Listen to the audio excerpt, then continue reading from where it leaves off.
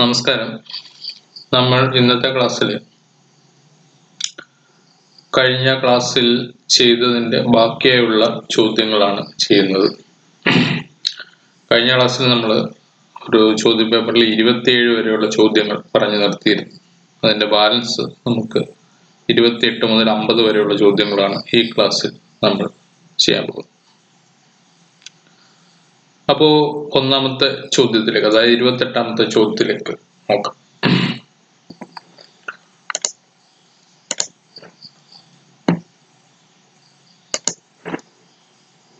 നമ്മുടെ 28ാമത്തെ ചോദ്യം, while creating a drop cap in a paragraph an MS Word in an MS Word 2007, the maximum number of lines can be set up to drop cap and the maximum distance from the text respectively are.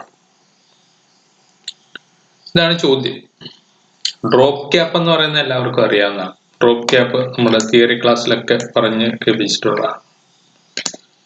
അപ്പൊ ഇങ്ങനെ ഒരു പാരഗ്രാഫിന്റെ ഒരു ഇതില് വലിയൊരു അക്ഷരം വന്നിട്ട് ബാക്കി കാര്യങ്ങളൊക്കെ ചെറുതായിട്ട് ഡ്രോപ്പ് എന്ന് പറഞ്ഞാൽ ഇങ്ങനെ എഴുതിപ്പോയി, അടുത്ത കണ്ടന്റ് ഇങ്ങനെ വന്നു, പിന്നെ അടുത്ത കണ്ടന്റ് വന്നു, പിന്നെ താഴേക്ക് പോയി, ഇങ്ങനെ വരുന്നതാണ് എന്തെന്നുള്ളത് ഡ്രോപ്പ് ക്യാപ്പ് എന്ന് പറയുന്നത്. അപ്പൊ ഈ ഡ്രോപ്പ് ക്യാപ്പിനെ കുറിച്ച് പലയിടത്തും നമ്മുടെ അല്ലാതെയുള്ള ക്ലാസ്സുകളൊക്കെ പറഞ്ഞിട്ടുണ്ട്. എന്നാലും ഞാൻ ഒന്നുകൂടെ പറയാണ്. ഡ്രോപ്പ് ക്യാപ്പിന് ഡിഫോൾട്ട് ആയിട്ട് ഇങ്ങനെ ഒരു വരി, 2 വരി, 3 വരി വരെയുള്ള പൊക്കം ഉണ്ടാവും. അത് ഡിഫോൾട്ട് ആയിട്ടുള്ളതാണ്. ഇനി മാക്സിമം നമുക്ക് എത്ര വരി വരെ കൊടുക്കാം? 10 വരി വരെ കൊടുക്കാം. ഇത് സ്ഥിരമായി ചോദിച്ചിട്ടുള്ളതാണ്. ഡിഫോൾട്ട് എത്രയാണ്, മാക്സിമം എത്രയാണ്?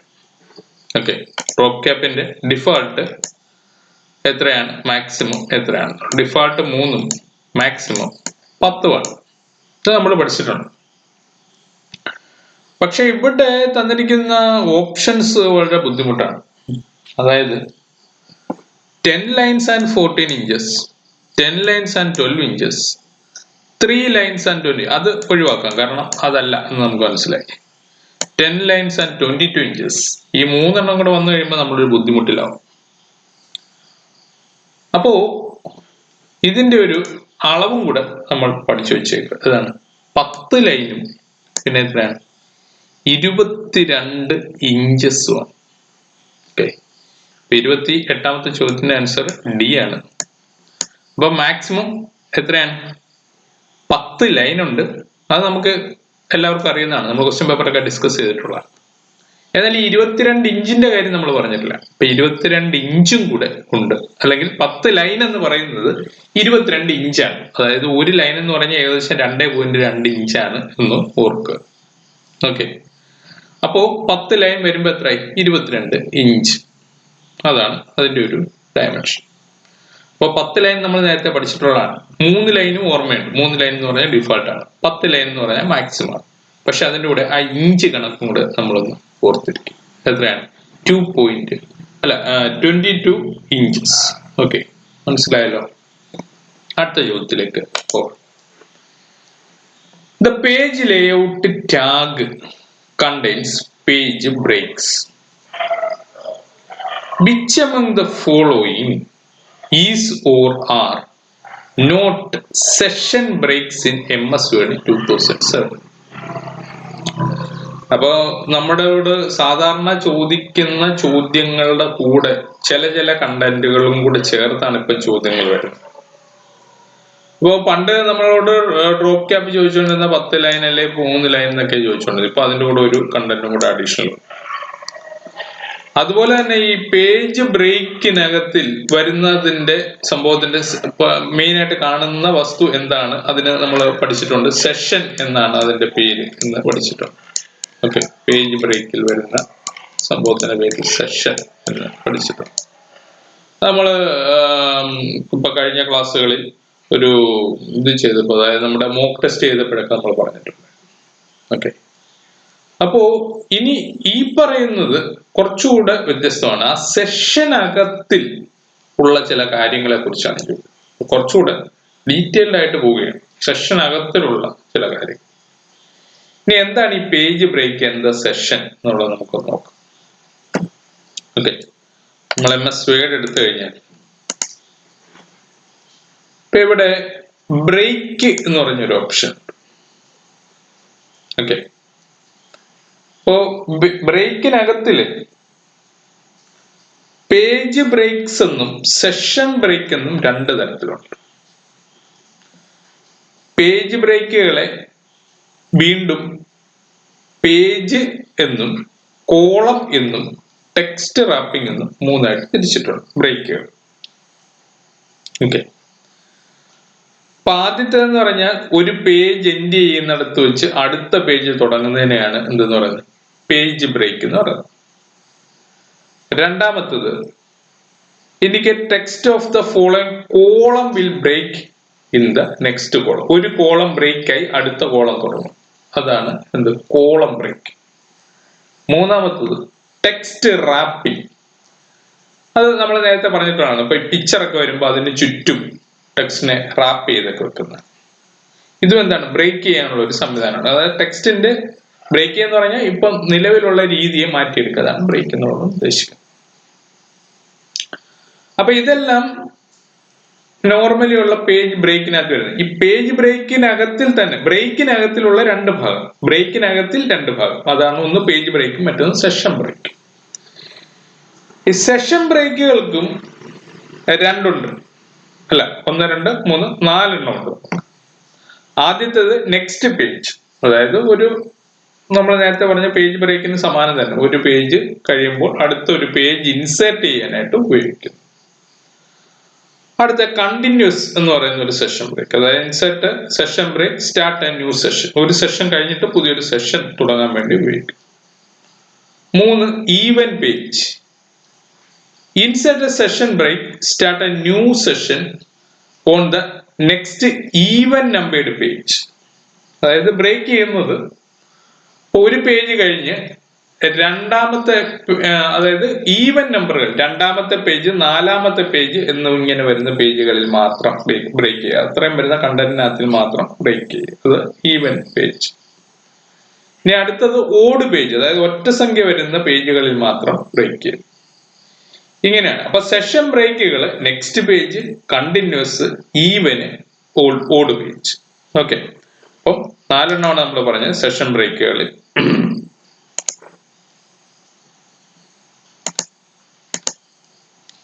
Next continuous, even, odd. അപ്പൊ ഈവന് ഓഡ് ഓർക്കാമല്ലോ, ഒന്നാമത്തെ പേജ് രണ്ടാമത്തെ പേജ്. കണ്ടിന്യൂസ് ആണെങ്കിൽ കണ്ടിന്യൂസ് ആയിട്ട് വരുന്നു. നെക്സ്റ്റ് പേജ് എന്ന് പറഞ്ഞാൽ ഒരു പേജ് കഴിഞ്ഞ് അടുത്ത പേജ്. ഇങ്ങനെ 4 break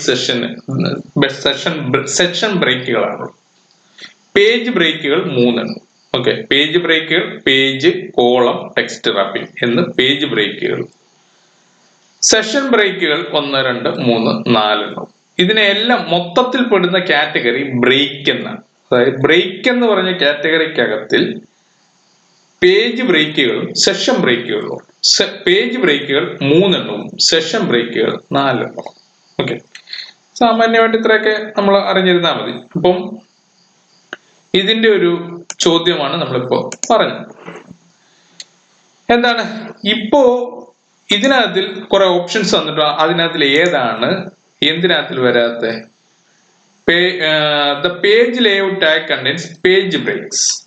Which among the following is or are not session breaks? Okay, session ബ്രേക്കുകൾ അല്ലാത്ത ഏതാണെന്നാണ് ചോദിച്ചത്.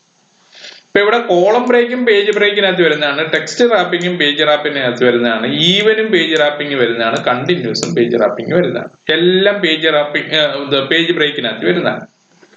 പക്ഷേ ഈ കോളവും ടെക്സ്റ്റ് റാപ്പിംഗും കണ്ടിന്യൂസും എവിടെ വരുന്നതാണ്? ഇത് 3, കോളം, ടെക്സ്റ്റ്, കണ്ടിന്യൂസ് ആണോ? അല്ല, കോളവും ടെക്സ്റ്റ് റാപ്പിംഗ്. നമുക്കൊന്നുകൂടെ വ്യൂവിലേക്ക് പോവാം. ബ്രേക്കിൽ കോളവും ടെക്സ്റ്റ് റാപ്പിങ്ങും പേജുമാണ് പേജ് ബ്രേക്കിനകത്ത് വരുന്നത്. Even, odd, continuous, next page ഇതെല്ലാം സെഷൻ ബ്രേക്കിനകത്താണ്. അപ്പോൾ നമുക്കിനി നോക്കാം. ഒന്നുകൂടെ കോളം, ടെക്സ്റ്റ് റാപ്പിംഗ് ഇത് രണ്ടും ഏതിനകത്തിലാണ്? പേജ്. ഇത് രണ്ടും പേജ് ബ്രേക്കുകളാണ്. ഓക്കെ. അപ്പൊ അല്ലാത്തത് ഈവനും കണ്ടിന്യൂസും ഇത് ഏതാണ്? സെഷൻ ബ്രേക്കുകളാണ്. ഓക്കെ. അപ്പൊ ആദ്യം പറഞ്ഞ രണ്ടെണ്ണം ഏതാണ്? പേജ് ബ്രേക്കുകളും അവസാനം പറഞ്ഞ രണ്ടെണ്ണം സെഷൻ ബ്രേക്കുകളാണ്. നമ്മളോട് ചോദിച്ചിരിക്കുന്നത് which among the following is or are not session break. Session ബ്രേക്കുകൾ അല്ലാത്തത് ഏതൊക്കെയാണ്? അപ്പൊ സെഷൻ ബ്രേക്കുകൾ അവസാനത്തെ രണ്ടെണ്ണം സെഷൻ ബ്രേക്കുകളാണല്ലോ. അപ്പൊ അല്ലാത്ത ഏതൊക്കെയാണ്? കോളമും ടെക്സ്റ്റ് റാപ്പിംഗ്. ആദ്യത്തെ രണ്ടെണ്ണമാണ് അല്ലാത്തത്. അപ്പൊ ഏതൊക്കെയാണ്? 1ഉം 2ഉം. Option A. ഓക്കെ. 29ാമത്തെ ചോദ്യത്തിന്റെ ആൻസർ ഓപ്ഷൻ എ. ഒന്നുകൂടെ നോക്കിയോളൂ. ഇതാണ് ആൻസർ. അതായത് സെഷൻ ബ്രേക്ക് അല്ലാത്തത് ഏതെന്നാണ് ചോദ്യം. സെഷൻ ബ്രേക്ക് അല്ലാത്തത് കോളവും ടെക്സ്റ്റ് റാപ്പിംഗുമാണ്. അപ്പോൾ ഇത് രണ്ടും എന്താണ്? സെഷൻ ബ്രേക്കിംഗ് ആണ്. ഏതൊക്കെ? ഈവനും കണ്ടിന്യൂസും. പിന്നെ വേറെ നമ്മൾ പറഞ്ഞായിരുന്നു ഏതാണ്? ഓഡ്. അപ്പൊ അതും ഏതിനകത്ത് വരുന്നതാണ്? ഈവൻ, ഓഡ്, കണ്ടിന്യൂസ് ഇതെല്ലാം ഇതിനകത്ത് വരുന്നത് സെഷൻ ബ്രേക്കിനകത്ത്. 3 എണ്ണമാണ് പേജ് ബ്രേക്കിനകത്ത് വരുന്നത്. ഏതൊക്കെയാണ്? അതായത് ആദ്യത്തേത് പേജ് ബ്രേക്ക് എന്നുള്ളത്, രണ്ടാമത്തത് കോളം എന്നുള്ളത്, മൂന്നാമത്തത് ടെക്സ്റ്റ് റാപ്പിംഗ്. ഓക്കെ, മനസ്സിലായല്ലോ. ഒന്നുകൂടെ ഓപ്ഷൻ മറ്റു ക്ലാസ്സിൽ പറയാത്തതുകൊണ്ട് ഒന്നുകൂടെ ഓപ്ഷൻ നോക്കുക. പേജ്, കോളം, ടെക്സ്റ്റ് റാപ്പിംഗ് ഇത് പേജ് ബ്രേക്ക്. സെഷൻ ബ്രേക്ക് ആണ് next, continuous, even, odd. Okay, പിടികിട്ടിയല്ലോ. നമുക്ക് അടുത്ത ചോദ്യത്തിലേക്ക് പോകാം. 30ാമത്തെ ചോദ്യം. The page borders add or change border around a page. The page borders option in an MS Word 2000 is present in. ചുറ്റിത്തിരിച്ചുള്ള ഒരു ചോദ്യമാണ്. സംഭവമൊന്നുമില്ല. പേജ് ബോർഡർ ഏത് ടാബിൽ ആണ് എന്നുള്ളതാണ് ചോദിച്ചിരിക്കുന്നത്. ഓക്കെ. ഇവിടെ ഏറ്റവും ശ്രദ്ധേയമായിട്ടുള്ള ഒരു കാര്യം, ഇത് ടൈപ്പ് ചെയ്തപ്പോൾ ടാഗ് നമ്മൾ ടാബ് എന്നാണ് പറയുന്നത്. ഓക്കെ. അതിന് പകരം ഇവിടെ ഉപയോഗിച്ചിരിക്കുന്നത് ടാഗ് എന്ന വാക്കാണ്. നമുക്ക് കഥയിൽ ചോദ്യമില്ല എന്ന് പറയുന്നത് പോലെ സംഭവം ഇത് തന്നെയാണ്. ഇൻസേർട്ട് ടാബാണ് നമ്മൾ പറയുന്നത്. റിബണും ടാബുകളുമാണ് നമ്മൾ പഠിച്ചത്. ടാഗ് എന്ന് പറഞ്ഞൊരു സാധനം ഇല്ല. ഓക്കെ. അപ്പൊ അത്രയും ശ്രദ്ധിക്കാത്ത ഒരു ചോദ്യകർത്താവാണ് ചോദ്യം ഇട്ടത് എന്ന് പറയാം. ഓക്കെ. അപ്പൊ 30ാമത്തെ ചോദ്യത്തിന്റെ ഉത്തരം എന്താണെന്ന് നോക്കാം. അതായത് പേജ് ബോർഡർ എവിടെയാണ് കാണപ്പെടുന്നത്? പേജ് ലേഔട്ട് ടാബിലാണ് കാണപ്പെടുന്നത്. പേജ് ലേഔട്ട് ടാബിൽ. നമുക്ക് ഒന്ന് ജസ്റ്റ് നോക്കാം പേജ് ബോർഡർ എവിടെയാണ്. നമുക്ക് ഇപ്പൊ ഇവിടെ home, insert, page layout. Page ലേഔട്ടിനകത്തിൽ തീംസ് ഉണ്ട്, പേജ് സെറ്റപ്പ് ഉണ്ട്, പേജ് ബാക്ക്ഗ്രൗണ്ട്. ഓക്കെ. അവിടെയാണ് watermark, page colour, page border. ഇതൊക്കെ ഞാൻ ഒരു തിയറി ക്ലാസ്സിൽ വളരെ വിശദമായി കാണിച്ചു തന്നിട്ടുണ്ട്. ഓക്കെ. എങ്ങനെ ബോർഡർ കൊടുക്കാം, കളർ കൊടുക്കാം എന്നൊക്കെ കാണിച്ചു തന്നിട്ടുണ്ട്. ഇതാണ് പേജ് ബോർഡർ. ഇത് എവിടെയാണ് ഉള്ളത്? നമ്മുടെ പേജ് ലേഔട്ട് ടാബിൽ പേജ് ബാക്ക്ഗ്രൗണ്ട് എന്ന് പറയുന്ന ഗ്രൂപ്പിൽ പേജ് ബോർഡർ എന്ന് പറയുന്ന ഓപ്ഷൻ. ഓക്കെ. അപ്പോൾ ആ സംഭവം മനസ്സിലായല്ലോ. ഇനി നമുക്ക് വീണ്ടും തിരിച്ച് നമ്മുടെ ചോദ്യ പേപ്പറിലേക്ക് പോകാം. അപ്പോ ആൻസർ ഏതായിരുന്നു? പേജ് ലേഔട്ട് ടാഗ് അല്ല ടാബ്. Page layout tab. 30ാമത്തെ ചോദ്യത്തിന്റെ ആൻസർ സി. ഓക്കെ. 30 ആൻസർ കീയിലും സി ആണ്. ഓക്കെ, നമുക്ക് അടുത്ത ചോദ്യത്തിലേക്ക് പോകാം. 31. ഈ ഒരു ചോദ്യം പേപ്പർ കാണുമ്പോൾ വളരെ ഭീതി ഉളവാക്കുന്ന ചോദ്യ പേപ്പർ ആണെങ്കിലും സംഭവം വളരെ സിമ്പിളാണ്. ഇതിൽ ഒരു ചോദ്യം മാത്രമേ ഉള്ളൂ ഒരു ഫോറിൻ, അതായത് ഇതുവരെ ചോദിച്ചിട്ടില്ലാത്ത ഒരു ചോദ്യമായിട്ട് എനിക്ക് തോന്നി. അത് ഞാൻ താഴേക്ക് വരുമ്പോൾ പറയാം. 31ാമത്തെ ചോദ്യം. The following are the steps for inserting footnote in an MS Word 2007 document, but the steps are not in proper order. ഈ ഫുട് നോട്ടും എൻഡ് നോട്ടും നമ്മൾ പറഞ്ഞിട്ടുണ്ട് ക്ലാസ്സിൽ, എന്നാലും ഒന്നുകൂടെ പറയാം. Footnote versus endnote in MS Word. നമ്മളുടെ വ്യത്യാസം, footnotes appear at the bottom of the page and end note comes at end of the document. സംഭവം മനസ്സിലായല്ലോ? അതായത് നമ്മളിപ്പോ ഒരു ഡോക്യുമെന്റ് പ്രിപ്പയർ ചെയ്യുന്നു, 10 പേജ് ഉണ്ടെന്ന് വെച്ചു. ഓക്കെ, നമ്മളെ ഡോക്യുമെന്റിൽ 10 പേജ് ഉണ്ട്. അപ്പോ ഓരോ പേജിനും അവസാനം വരുന്നതിന് നമ്മൾ പറയുന്ന പേര് ഫുട് നോട്ട്. ഓക്കെ, ഈ 10 പേജും തീർന്ന ശേഷം 10ാമത്തെ പേജിൽ വരുന്ന ഡോക്യുമെന്റ്, അല്ലെങ്കിൽ എവിടെയാണോ തീരുന്നത് അവിടെ വരുന്ന നോട്ടിനാണ് നമ്മൾ എന്ത് പറയുന്നത്, എൻഡ് നോട്ട് എന്ന് പറയുന്നത്. ഓക്കെ, അപ്പൊ ഫുട് നോട്ട് എന്ന് പറഞ്ഞാൽ ഓരോ പേജിന്റെയും ഫുട്ടിലുള്ളത്. എൻഡ് നോട്ട് എന്ന് പറഞ്ഞാൽ എല്ലാത്തിന്റെ അവസാനം വരുന്നതാണ് ഇത് എൻഡ് നോട്ട്. മനസ്സിലായല്ലോ തമ്മിലുള്ള വ്യത്യാസം? ഫുട് നോട്ട് എന്ന് പറഞ്ഞു കഴിഞ്ഞാൽ ഓരോ പേജിന്റെയും അവസാനം വരും. എൻഡ് നോട്ട് എന്ന് പറഞ്ഞു കഴിഞ്ഞാൽ എന്താണ്, ഏറ്റവും അവസാനം വരുന്ന സംഭവം. ഇതാണ് തമ്മിലുള്ള വ്യത്യാസം. ഓക്കെ, അപ്പോ ഇനി നമുക്ക് ചോദ്യത്തിലേക്ക് വരാം. The following are the steps for inserting footnote in MS Word document, but the steps are not in proper order. Okay, സ്റ്റെപ്പുകൾ കൃത്യമായ രീതിയിലല്ല. ഫുട്നോട്ട്സ് ഇൻസേർട്ട് ചെയ്യാനുള്ള സ്റ്റെപ്പുകളാണ് തന്നേക്കുന്നത്, അത് കൃത്യമായ രീതിയിലല്ല. അതുകൊണ്ട് എന്ത് ചെയ്യുക, അറേഞ്ച് ചെയ്യാനാണ് പറഞ്ഞേക്കുന്നത്. അപ്പൊ എപ്പോഴായാലും എവിടെ നിന്നാലും ഒരു സംഭവം, ഒരു മെനു അല്ലെങ്കിൽ ടാബ് തുറന്നായിരിക്കും നമ്മൾ എന്ത് ചെയ്യുന്നത്, ഫുട് നോട്ട് എടുക്കുന്നത്, അല്ലെ? അപ്പൊ ആ ഒരു ഇതില് നമുക്ക് ഇവിടേക്ക് നോക്കി കഴിഞ്ഞാൽ നമ്മൾ വായിച്ചു നോക്കുക. Type the text or notes at the end of the page. On the reference tab click the insert footnote. അപ്പൊ ഇതായിരിക്കും ഇവിടെ തുടങ്ങുന്നത്. ക്ലിക്ക് ഇൻസെർട്ട്, അവിടെ നിന്നാണ് നമ്മൾ എന്ത് ചെയ്യുന്നത്, തുടങ്ങുന്നത്. ഓക്കെ, അപ്പൊ നമുക്കിനി ഇതിന് നമ്പർ ഇട്ട് പോകാം. ഇത് 1. Place the cursor at the last of the word where the footnote referred to.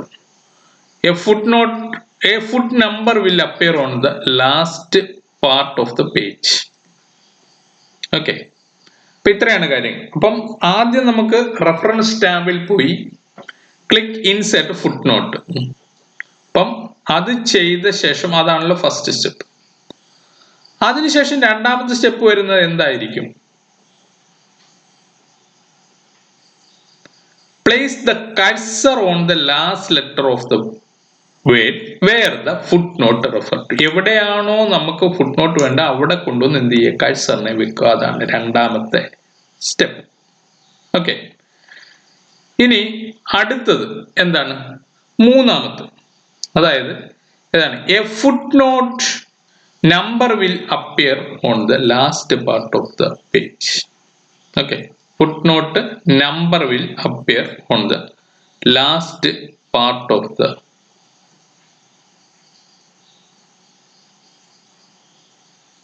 page. Okay,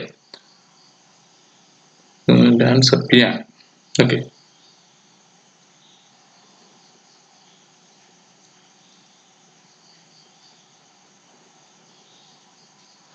just a minute, നമുക്കിതൊന്ന് ചെയ്ത് നോക്കിയിട്ട് എഴുതാം.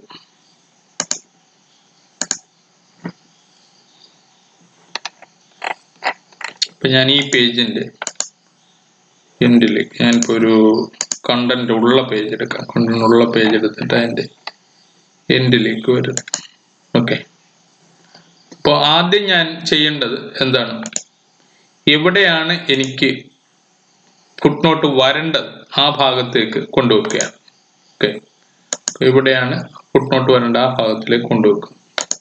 റഫറൻസ് ടാബ് എടുക്കും, എന്നിട്ട് ഇൻസേർട്ട് ഫുട് നോട്ട് എടുക്കും. ഓക്കെ, അപ്പൊ ഞാൻ ചെയ്തത് ഫസ്റ്റ് സ്റ്റെപ്പ് ചെയ്തത് എന്താണ്, എവിടെയാണ് എനിക്ക് ഫുട് നോട്ട് വരേണ്ടത് അവിടേക്ക് കൊണ്ടുവെക്കുന്നു. പിന്നെ റഫറൻസ് ടാബിലേക്ക് വരുന്നു, ഇൻസേർട്ട് എന്ത് ചെയ്യുന്നു, ഫുട് നോട്ട് എന്നുള്ളത് കൊടുക്കും. ഓക്കെ, എന്നിട്ട് അതിനുശേഷം ഞാൻ ബാക്കിയുള്ള കാര്യങ്ങൾ ചെയ്യും. ഓക്കെ, അപ്പൊ ഇനി നമുക്ക് ക്വസ്റ്റ്യനിലേക്ക് തിരിച്ചു വരാം. അപ്പൊ ആദ്യം ഫസ്റ്റ് പോയിന്റ് എവിടെയാണ് വരുന്നത്, place the cursor on the last letter of the word where the footnote refer to. എവിടേക്കാണ് വരേണ്ടത് അവിടെ കൊണ്ടുവന്ന് ആദ്യം കഴ്സറിനെ വെക്കുന്നു, അത് ഫസ്റ്റ് സ്റ്റെപ്പ്. ഓക്കെ, രണ്ട് എന്താണ്, on the reference tab click the footnote. Reference ടാബിൽ ഫുട് നോട്ട് ക്ലിക്ക് ചെയ്യും. ഓക്കെ, രണ്ടാമത്തെ ഓപ്ഷൻ. അതിനുശേഷം എന്ത് ചെയ്യുന്നു, a footnote number will appear. ഒന്നുകൂടെ ഞാൻ ഇവിടെ നമ്പർ ഇടാം, ഇത് 1, ഇത് 2. ഓക്കെ, അതിനുശേഷം ഒരു footnote number will appear on the last of the page. പേജിന്റെ അവസാന ഭാഗത്ത് ഒരു ഫുട് നോട്ട് നമ്പർ വരും, അത് 3. ഓക്കെ, അവിടെ എന്ത് ചെയ്യുക, type the text or notes at the end of the page, ഇത് 4. ഇനി നമ്മൾ എഴുതുമ്പോൾ ഇതിനെ ഒന്ന് ഓർഡർ ചെയ്യണം. ആദ്യത്തേത് 3 എന്ന് പറയുന്നത് ശരിക്കുമുള്ള എത്രയാണ്, അല്ല ആദ്യത്തെ 1 എന്ന് പറയുന്നത് ശരിക്കുമുള്ള 3 ആണ്. അപ്പോൾ ആദ്യം 3, പിന്നെ നമ്മൾ 2 എന്ന് പറഞ്ഞിരിക്കുന്നത് ഇതിനകത്തിലെ 2 ആണ്, അപ്പൊ 2. ഓക്കെ, ഇനി 3 എന്ന് പറയുന്നത് ഇതിനകത്തിലെ 4 ആണ്, അപ്പൊ 3, 2, 4. ഓക്കെ, ഇനിയും 4 എന്ന് പറയുന്നത് ഇനത്തിലെ 1 ആണ്, അപ്പൊ 3, 2, 4, 1. അപ്പോ ഓർഡർ ബി ഈസ് കറക്റ്റ്. നമുക്ക് 31ാമത്തെ ചോദ്യത്തിന്റെ ആൻസർ നോക്കാം, ബി. ഇതൊരല്പം കാര്യങ്ങൾ വളരെ സിമ്പിൾ ആണെങ്കിലും ഒരല്പം സമയമെടുക്കുന്ന ഒരു പരിപാടിയാണ്. അപ്പൊ അതുകൊണ്ട് ഓർഡർ ചെയ്ത് കൃത്യമാക്കിയ ശേഷം എടുത്തെഴുതുക എന്നുള്ള ഒരു പണി കൂടെയുണ്ട്. അതുകൊണ്ട് വളരെ ശ്രദ്ധിച്ച് മാത്രം ഇത്തരം ചോദ്യങ്ങൾ എന്ത് ചെയ്യുക, എഴുതുക. നിങ്ങളുടെ എല്ലാ ചോദ്യങ്ങളും തീർന്ന ശേഷം മാത്രം ഇങ്ങനെയുള്ള ഓർഡർ ഒക്കെ ചെയ്യുന്ന സംഭവങ്ങളിലേക്ക് വരിക. ഓക്കെ,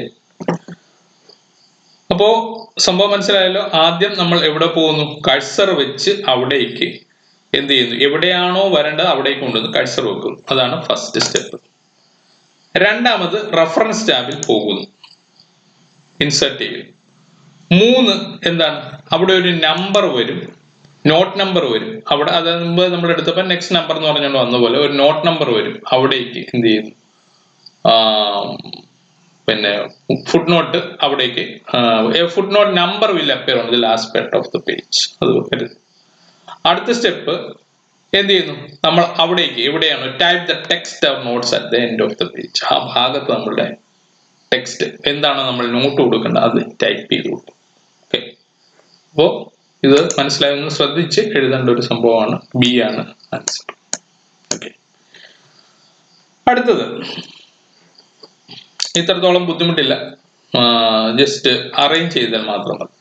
ഓക്കെ, 32ാമത്തെ ചോദ്യം.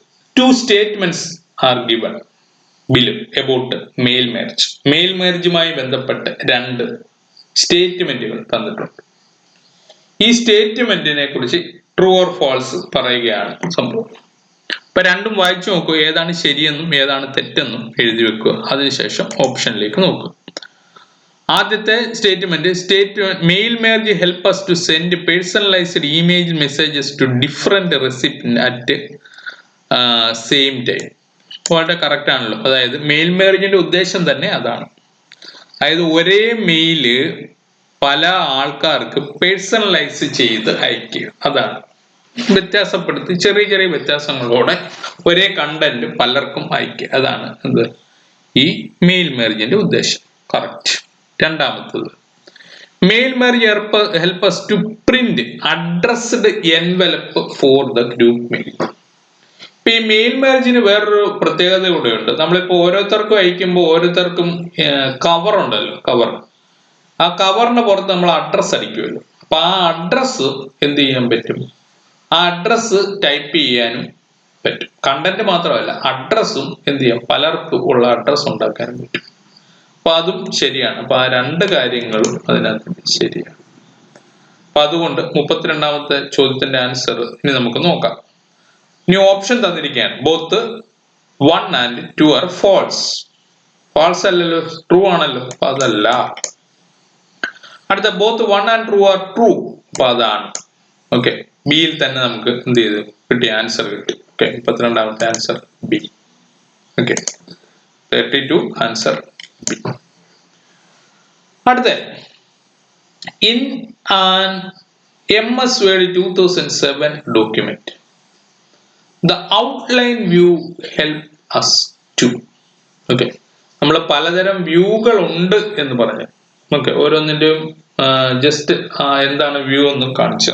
അപ്പൊ ഇവിടെ നമ്മളോട് ചോദിച്ചിരിക്കുന്നത് ഔട്ട്ലൈൻ വ്യൂ നമ്മളെ എന്തിന് സഹായിക്കുന്നു എന്നാണ് ചോദിച്ചത്. ഓക്കെ, എന്തിന് സഹായിക്കുന്നു? അപ്പൊ നമുക്ക് ഔട്ട്ലൈൻ വ്യൂ ഒന്ന് നോക്കാം. നോക്കിയിട്ട് നമുക്ക് ഈ ചോദ്യത്തിന്റെ ആൻസറിലേക്ക് വരാം. ഓക്കെ, അപ്പൊ നമ്മള് ഇവിടെ ഇപ്പൊ ഒരു ടെസ്റ്റ്, അപ്പൊ അതിന്റെ നമുക്ക് പലതരത്തിലുള്ള വ്യൂകൾ ഏതൊക്കെ ഉണ്ടെന്നുള്ളത്. ഈ വ്യൂ ടാബ് എടുത്തു കഴിഞ്ഞാൽ പ്രിന്റ് ലേഔട്ട് വ്യൂ ഉണ്ട്, ഫുൾ സ്ക്രീൻ റീഡിംഗ് ഉണ്ട്, വെബ് ലേഔട്ട് ഉണ്ട്, ഔട്ട്ലൈൻ ഉണ്ട്, ഡ്രാഫ്റ്റ് ഉണ്ട്. ഈ വ്യൂകളൊക്കെ തിയറി ക്ലാസ്സിൽ പറഞ്ഞിട്ടുണ്ട്. അപ്പോ നമുക്ക് ഒന്നും കൂടെ ജസ്റ്റ് ഒന്ന് കാണാം എന്താണ്. ഇപ്പൊ നമ്മൾ നോർമലി കാണുന്ന ഇത് പ്രിന്റ് റീഡിംഗ്, പ്രിന്റ് ലേഔട്ട്. അടുത്തത് ഞാൻ രണ്ടാമത്തെ വ്യൂവിലേക്ക് ഒന്ന് മാറ്റുകയാണ്. ഇതാണ് ഫുൾ സ്ക്രീൻ റീഡിംഗ്. ഓക്കെ, വീണ്ടും ഞാൻ മൂന്നാമത്തെ ലേഔട്ടിലേക്ക് മാറ്റുകയാണിത് വെബ് ലേഔട്ട് എന്ന് പറയും. ഇതാണ് വെബ് ലേഔട്ട്. ഈ ലേഔട്ട് നിങ്ങളൊന്ന് ശ്രദ്ധിച്ചോണം, ഇതിന് ഇടയ്ക്ക് ബ്രേക്കോ മാർക്കോ ഒന്നുമില്ല. വെബിൽ എങ്ങനെയാണ്, ഒരു വെബ് പേജിൽ എങ്ങനെയാണ് കാണുന്നത് അതുപോലെയാണ് ഈ കാണുന്നത്. കണ്ടല്ലോ. ഈ ഫുൾ സ്ക്രീനും ഇതുമായിട്ടുള്ള വ്യത്യാസവും നിങ്ങളൊന്ന് കണ്ട് മനസ്സിലാക്കുക. ഓക്കെ, അപ്പൊ ഇതാണ് വെബ് ലേഔട്ട്, മൂന്നാമത് കണ്ടു. ഇനി നാലാമത്താണ് ഔട്ട്ലൈൻ എന്ന് പറയുന്നത്. ഈ ഔട്ട്ലൈനകത്തിലുള്ള ഒരു പ്രത്യേകത എന്ന് പറഞ്ഞാൽ എവിടെയൊക്കെ സെഷൻ ബ്രേക്കുകൾ നമ്മൾ നേരത്തെ പറഞ്ഞിട്ടുണ്ട്. സെഷൻ ബ്രേക്ക് ഇവിടെ സെഷൻ ബ്രേക്ക് ആണ്, ഇത് കോളം ബ്രേക്ക് ആണ്. നിങ്ങൾ നേരത്തെ കണ്ട ബ്രേക്കുകളൊക്കെ ഇവിടെ കാണാൻ പറ്റും. ഓക്കെ, ഇത് സെഷൻ ബ്രേക്ക്, ഇത് കോളം ബ്രേക്ക്. ഓക്കെ, ഇനിയും അടുത്തത് ഇങ്ങോട്ട് വരുമ്പോ വീണ്ടും session continues break, session break continues, column break. Okay, column break. അപ്പൊ അങ്ങനെ സെഷൻ ബ്രേക്ക്, നെക്സ്റ്റ് പേജ് ഇവിടെ കണ്ടോ, നെക്സ്റ്റ് പേജ്. നിങ്ങൾ ഇത് കാണുമ്പോൾ കറക്റ്റ് ആയിട്ട് മനസ്സിലാവും. ഓക്കെ, അപ്പം നെക്സ്റ്റ് പേജ്. അപ്പം ഓരോ തരം പേജ് ബ്രേക്കുകൾ കൃത്യമായിട്ട് പറഞ്ഞിരിക്കുന്ന ഒരു സംഭവമാണ് എന്ത്, ഈ പറയുന്ന നമ്മുടെ ഏത് ലേഔട്ട്, ഔട്ട്ലൈൻ എന്ന് പറയുന്ന ലേഔട്ട്. ഓക്കെ, അപ്പൊ നമ്മള് വ്യൂവിൽ പറഞ്ഞ print layout, full screen reading layout, web layout, outline layout, അടുത്തത് ഡ്രാഫ്റ്റ് ലേഔട്ട്. ഡ്രാഫ്റ്റ് ലേഔട്ടിലും ഈ സംഭവങ്ങളൊക്കെ കാണാം, പക്ഷെ കുറച്ചുകൂടെ വ്യത്യാസമുണ്ട്. ഓക്കെ, അപ്പൊ അതാണ് ഈ ഒരു ലേഔട്ട് പറയുന്നത്. ഓക്കെ, നമ്മൾ ഈ പറഞ്ഞ ഏത് ലേഔട്ടാണ് ചോദ്യത്തിൽ പറഞ്ഞിരിക്കുന്നത്? ഔട്ട്ലൈൻ ലേഔട്ടിന്റെ ഉപയോഗം എന്താണ്? Okay, view documents as A draft quickly. അപ്പൊ ആ ഡ്രാഫ്റ്റ് എന്ന പേര് വരുമ്പോൾ തന്നെ അതെന്താണ്, ഡ്രാഫ്റ്റ് ലേഔട്ട് ആണെന്ന് മനസ്സിലാക്കും. അപ്പൊ അതല്ല. ഇനി view document as it appear on the printed page, അതുമല്ല, കാരണം അത് പ്രിന്റ് ലേഔട്ട് ആണ്. മൂന്നാമത്തെ എന്താണ്, outline and shows the outlining tools. അപ്പൊ ഇതാണ് ഇതിന്റെ ആൻസർ. ഓക്കെ, അപ്പം ആ ചോദ്യത്തിന്റെ ഉത്തരങ്ങൾ ഒന്ന് വായിച്ചു നോക്കിക്കഴിഞ്ഞാൽ തന്നെ നിങ്ങൾക്ക് എഴുതാൻ പറ്റുന്ന രീതിയിലാണ് തന്നിരിക്കുന്നത്. ഓക്കെ, അപ്പോൾ പ്രിന്റ് ലേഔട്ട് അല്ല, പിന്നെ എന്താണ്, ഡ്രാഫ്റ്റ് ലേഔട്ടും അല്ല. പിന്നെ എന്താണ്, നമ്മുടെ ഔട്ട്ലൈൻ കാണാൻ പറ്റും. അതിന്റെ വാക്കുകൾ കാര്യത്തിൽ തന്നെ അതിന്റെ ഉത്തരവും ഉണ്ട്. ഔട്ട്ലൈൻ വ്യൂ എന്ന് പറയുമ്പോൾ ഔട്ട്ലൈൻ കാണാൻ ഉപയോഗിക്കുന്ന സംഭവമാണ്. 33ാമത്തെ ചോദ്യത്തിന്റെ ആൻസർ സി ആണ്. ഓക്കെ, അടുത്ത ചോദ്യം താരതമ്യേന എല്ലാവർക്കും എഴുതാൻ പറ്റുന്ന എന്താണ്, Ctrl C യും Ctrl V respectively. Press Ctrl C and Ctrl V respectively in a keyboard on selected text in MS Word document result. Ctrl C എന്തിനാണ്? കോപ്പി. Ctrl V എന്തിനാണ്? പേസ്റ്റ്. ഓക്കെ, ആദ്യത്തെ ഓപ്ഷൻ തന്നെ കിടക്കുന്ന cut and paste എന്നാണ്. അത് കാണുമ്പോൾ അടിച്ചു പോകരുത്, ടിക്ക് അടിക്കരുത്. എന്താണ്? കോപ്പി ആൻഡ് പേസ്റ്റ് ആണ്. Ctrl C എന്ന് പറഞ്ഞാൽ കോപ്പിയാണ്. Ctrl C കണ്ടതുകൊണ്ട് കട്ടാണ് എന്ന് പറയരുത്. കട്ട് ചെയ്യാൻ ഉപയോഗിക്കുന്നത് എന്താണ്? ഈ സിമ്പിളാണ്, Ctrl X ആണ്. ഓക്കെ, ഇതുമായി ബന്ധപ്പെട്ട് സാധാരണ വേറൊരു ചോദ്യം ചോദിക്കാറുണ്ട്. How you can move A block of text. Move ചെയ്യണമെങ്കിൽ എന്താണ്? Ctrl Xും പിന്നെ എന്താണ് Ctrl V യും ഉപയോഗിച്ചാൽ മൂവ് ചെയ്യാൻ പറ്റും. കോപ്പി ചെയ്യാൻ പറ്റുന്ന എന്തൊക്കെയാണ്? Ctrl C യും Ctrl V യുമാണ്. ഓക്കെ, ഈ ചോദ്യത്തിനോട് അനുബന്ധമായി പലപ്പോഴും ചോദിച്ചു കാണുന്ന ഒരു ചോദ്യമാണ്, എങ്ങനെയാണ് ഒരു ബ്ലോക്ക് ഓഫ് ടെക്സ്റ്റിനെ മൂവ് ചെയ്യുക. ഓക്കെ, മൂവ് ചെയ്യാൻ ഉപയോഗിക്കുന്നതാണ് Ctrl Xും Ctrl V. ഇവിടെ കോപ്പി ചെയ്യാൻ ഉപയോഗിക്കുന്നത് ഏതാണ്? Ctrl C യും Ctrl V യും കോപ്പി ആൻഡ് പേസ്റ്റ് ആണ്. ഓക്കെ, അത് മനസ്സിലായല്ലോ. അടുത്ത ചോദ്യത്തിലേക്ക് പോകാം. 35ാമത്തെ ചോദ്യം. Following are the steps four zoom in and zoom out. ഇതിലെ ഓരോ വാക്കും നിങ്ങൾ ശ്രദ്ധിച്ചോളുക. സൂം ഇൻ ആണ് ആദ്യം വരേണ്ടത്, അടുത്തത് സൂം ഔട്ട് ആണ്. Okay, in an MS Excel 2007 worksheet, but the steps are not in proper order. Steps എന്തല്ല പ്രോപ്പർ ഓർഡറിൽ, അതുകൊണ്ട് ഓർഡറിലാക്കി കൊടുക്കാനാണ് പറഞ്ഞേക്കുന്നത്. സൂം ഇന്നും സൂം ഔട്ടും ചെയ്യുക. എക്സ് എന്നാണ്. നമുക്ക് സൂം ഇന്നും സൂം ഔട്ടും ചെയ്യേണ്ട എവിടുന്നാന്നൊക്കെ നമുക്കറിയാം. ഓക്കെ, അപ്പോ ഇനി നമുക്ക് സ്റ്റെപ്സ് വായിച്ചോ. ക്ലിക്ക് ദ സ്ലൈഡർ, അതായിരിക്കത്തില്ല ഒന്നാമത് വരും. Drag the slider to the left to zoom out. അതുമല്ല first step. Locate the zoom bar in the bottom right corner. അപ്പൊ അതായിരിക്കുമല്ലോ ആദ്യത്തെ സ്റ്റെപ്പ്. എന്ത് ചെയ്യും? സൂം ബാറിനെ ലൊക്കേറ്റ് ചെയ്യുക. അതാണ് ഫസ്റ്റ് സ്റ്റെപ്പ്. ഓക്കെ, സൂം ബാറിനെ ലൊക്കേറ്റ് ചെയ്ത് കഴിഞ്ഞാൽ സെക്കൻഡ് സ്റ്റെപ്പ്. അപ്പൊ നമ്മളിവിടെ ഉത്തരത്തിലേക്ക് നോക്കുമ്പോൾ തന്നെ 3 എന്നുള്ളത് ആദ്യം വന്നു. അപ്പൊ 3 വരുന്ന ഏതൊക്കെ ഓപ്ഷൻ ഉണ്ടെന്ന് നോക്കുക. ഏതൊക്കെയാണ്? ഓർഡർ 3-1 എന്ന് വരും. അപ്പൊ 3-1 വരുന്നത് എന്താണ്? ഈ സൂം ബാർ ആദ്യം ലൊക്കേറ്റ് ചെയ്ത് കഴിഞ്ഞാൽ പിന്നെ അടുത്ത സ്റ്റെപ്പ് എന്താണ്? Click the slider. രണ്ടാമത്തെ സ്റ്റെപ്പ് എന്താണ്? സ്ലൈഡറിനെ ക്ലിക്ക് ചെയ്യുക. അതുപോലെ അടുത്തത് എന്താണ്? സ്ലൈഡറിനെ ക്ലിക്ക് ചെയ്ത് കഴിഞ്ഞാൽ ഡ്രാഗ്, ആദ്യം പറഞ്ഞിരിക്കുന്നത് സൂം ഇൻ ആണ് പറഞ്ഞത്. അപ്പൊ സൂം ഇൻ ആദ്യം ചെയ്യണ്ടേ? ഓക്കെ, അപ്പൊ സൂം ഇന്നിന് വേണ്ടി എന്ത് ചെയ്യാണ്? Drag the slider right to zoom in. അപ്പം അത് 4ാമത്തെ സ്റ്റെപ്പ്. 3, 1, 4. ഇനി അവസാനത്തെ സ്റ്റെപ്പ് എന്താണ്? Drag slider to left to zoom out. Okay, zoom out ചെയ്യാനായിട്ട് ലാസ്റ്റില് 2ാമത്തെ. ഓക്കെ, പിന്നെ നമുക്ക് ഓർഡർ ഒന്ന് എഴുതിയിട്ട് നോക്കാം. ഓക്കെ, ആദ്യം എന്ത് ചെയ്യുക? ഈ ബാറ് കണ്ടുപിടിക്കുക. 1. ഓക്കെ, സ്ലൈഡർ ക്ലിക്ക് ചെയ്യുക. 2. പിന്നെ ആദ്യം ഇവിടെ എന്താ പറയുന്നത്? സൂം ഇൻ ആണ് ആദ്യം പറഞ്ഞത്. അപ്പൊ സൂം ഇൻ ചെയ്യാനുള്ളത് 3, സൂം ഔട്ട് ചെയ്യാനുള്ളത് 4. ഇനി നമുക്ക് ഓർഡർ ആക്കി എഴുതുമ്പോൾ ആദ്യത്തെ നമ്മൾ ഫസ്റ്റ് എന്ന് കൊടുത്ത ഓപ്ഷന്റെ നമ്പർ 3 ആണ്. അപ്പൊ 3. സെക്കൻഡ് കൊടുത്തതിന്റെ നമ്പർ 1. തേർഡ് കൊടുത്തതിന്റെ നമ്പർ 4. ഫോർത്ത് കൊടുത്തതിന്റെ നമ്പർ 2. ഓക്കെ, 3, 1, 4, 2 എന്ന് പറഞ്ഞ ഓപ്ഷൻ ഏതാണ്? സി ആണ്. ഓക്കെ, അപ്പൊ ഇത്രയും സമയമുണ്ട്. ഒരു 1 മുതൽ 1.5 മിനിറ്റ് വരെ എടുക്കുന്ന സമയം അതിന് വേണം. അപ്പൊ അതുകൊണ്ട് അത്രയും സമയം എടുത്ത് തന്നെ ആ ചോദ്യങ്ങൾ ചെയ്യേണ്ടതാണ്. ഓക്കെ. ഇത്തരം ചോദ്യങ്ങൾ നിങ്ങൾ അവസാന ഭാഗത്തേക്ക് മാറ്റി വെക്കുക, എന്ന് വെച്ചാൽ അത് തെറ്റിക്കരുത്, ടൈം എടുത്ത് ചെയ്യേണ്ടതാണ്. ഓക്കെ, അടുത്തത് അപ്പം ഈ ജസ്റ്റ് വേണമെങ്കിൽ നമുക്ക് ഇതിന്റെ ഒരു ഓപ്ഷൻ ഒന്ന് നോക്കാം. വീഡിയോയിലും എക്സലിലും ഒക്കെ ഉള്ളതാണ്. ഒരു എക്സൽ ഷീറ്റ് എടുക്കാം. ജസ്റ്റ് നമുക്ക് എന്തെങ്കിലും ഒരു കണ്ടന്റ് ക്രിയേറ്റ് ചെയ്ത്, എവിടെയാണ് സൂം ബാർ? ഇവിടെയാണ് സൂം ബാർ, കണ്ടല്ലോ. അപ്പം ഇതാദ്യം നമ്മൾ എന്ത് ചെയ്യുന്നു? ലൊക്കേറ്റ് ചെയ്യുന്നു.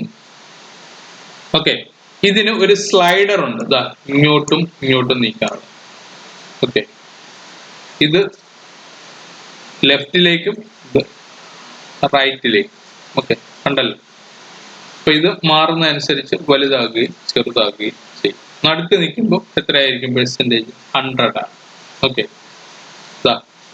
എക്സലിനകത്തിലെ മാക്സിമം സൂം പെർസെൻറ്റേജ് നിങ്ങൾ കണ്ടല്ലോ. ഇവിടെ എത്രയാണ്? 400 ആണ്. കഴിഞ്ഞ ദിവസമൊക്കെ ആരോ ഗ്രൂപ്പിൽ ചോദിക്കുന്നുണ്ടായിരുന്നു എക്സലിന്റെ മാക്സിമം, കണ്ടല്ലോ 400 ആണ്. എന്നാൽ ഇത് നിങ്ങൾ വേഡിൽ വന്നു കഴിയുമ്പോൾ വ്യത്യാസമാണ്. എത്രയാണ് ഇവിടെ വരുന്നത്? 500. കണ്ടല്ലോ വ്യത്യാസം. എക്സലിൽ 400 വേഡിൽ മാക്സിമം സൂം പെർസെൻറ്റേജ് 500 ആണ്. അപ്പൊ അതുകൊണ്ട് ഇത് തെറ്റിക്കരുത്. എക്സലിലും വേഡിലും വ്യത്യാസമുണ്ട്. ഞാൻ ഗ്രൂപ്പിൽ കമന്റ് ചെയ്തിട്ടുണ്ടായിരുന്നു, എല്ലാവരും ശ്രദ്ധിച്ചു എന്ന് കരുതുന്നു. ഓക്കെ, അപ്പൊ നമുക്ക് ഈ സ്റ്റെപ്പുകൾ മനസ്സിലായി എന്ന് കരുതുന്നു. അടുത്ത ചോദ്യത്തിലേക്ക് പോകാം.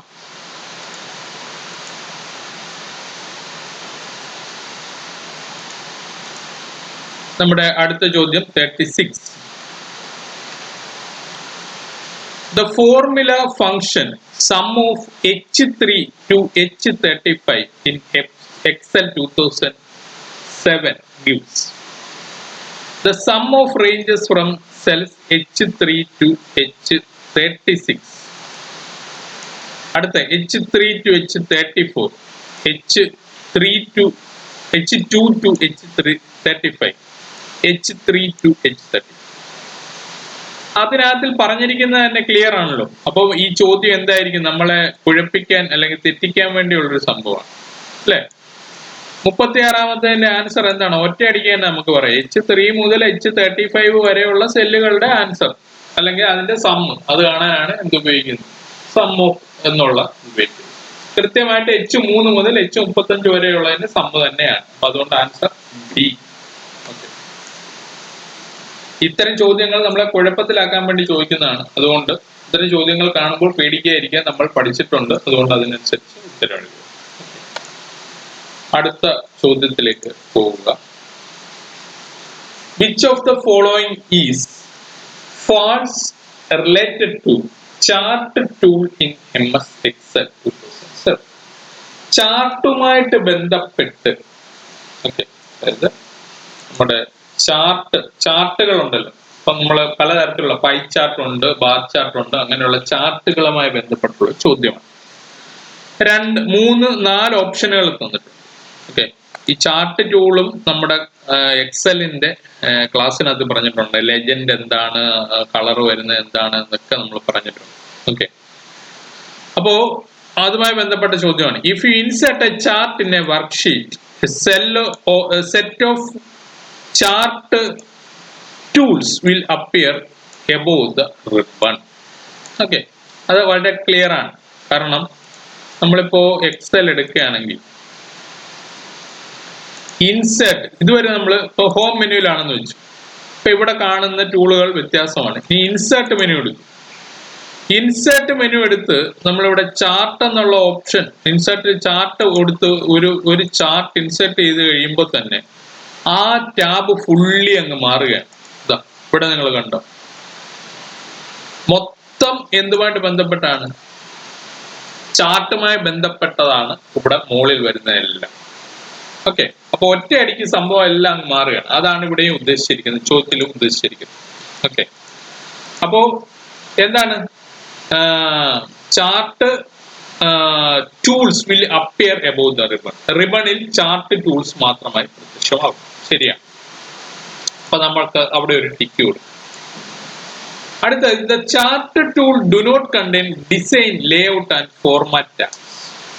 ഓക്കെ, ചാർട്ട് ടൂളിൽ ഡിസൈനും ലേഔട്ടും ഫോർമാറ്റ് ടാബ്സ് ഇല്ല എന്നാണ് പറയുന്നത്. Okay, which of the following statement is false എന്നാണ് പറയുന്നത്. ഫാൾസ് ആയിട്ടുള്ളതാണ് നമ്മൾ പറഞ്ഞു കൊടുക്കുന്നത്. അടുത്തത്, legend key in chart identifies what each colour in the chart. Legend എന്ന് പറയുന്നത് നമ്മളൊരു ചാർട്ട് ഇൻസേർട്ട് ചെയ്യുമ്പോൾ അതിനകത്തിലെ ഓരോന്നിന്റെ കളറുകൾ എന്താണ്, ടൈപ്പ് എന്താണ് എന്നൊക്കെ പറയുന്നത്. അപ്പൊ അതുകൊണ്ട് അതും ശരിയാണ്. അടുത്തത് D, chart tool provide visual representation of data in a worksheet. അതും ശരിയാണ്. അപ്പൊ ഏതാണ് തെറ്റായിട്ടുള്ളത്? The chart tool do not contain design, layout and format. Chart ടൂളിന് ഡിസൈനും ലേഔട്ടും ഒന്നും ഇല്ല എന്ന് അവർ പറഞ്ഞു കഴിഞ്ഞാൽ ശരിയാവുമോ? ഇല്ലല്ലോ. നമുക്കിവിടെ ഡിസൈൻ ഉണ്ട്, ലേഔട്ട് ഉണ്ട്, ഇതാണ്ട് ഫോർമാറ്റ്. ഇത് ഡിസൈൻ ആണ്, ഇത് ലേഔട്ട് ആണ്, ഇത് ഫോർമാറ്റ് ആണ്. ഈ സാധനങ്ങളൊക്കെ നമുക്കുണ്ട്. അപ്പൊ പിന്നെ അതില്ല എന്ന് പറഞ്ഞു കഴിഞ്ഞാൽ അങ്ങനെ ശരിയാവും? ഇല്ല. അപ്പൊ അതുകൊണ്ട് ആ ഓപ്ഷനാണ് ഏത്, the chart tool do not contain എന്നുള്ളതാണ് തെറ്റ്. അതായത് നമ്മുടെ ശരിയായ ആൻസർ.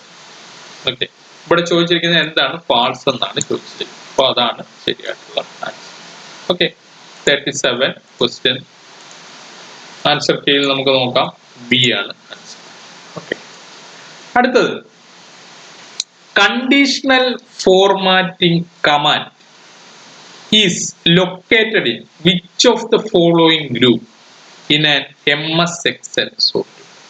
ഈ കണ്ടീഷണൽ ഫോർമാറ്റിംഗ് ഒക്കെ ഞാൻ വളരെ വിശദമായി പറഞ്ഞു തന്നിട്ടുള്ള എക്സലിന്റെ 3ാമത്തെ വീഡിയോ ആണ് തോന്നുന്നു.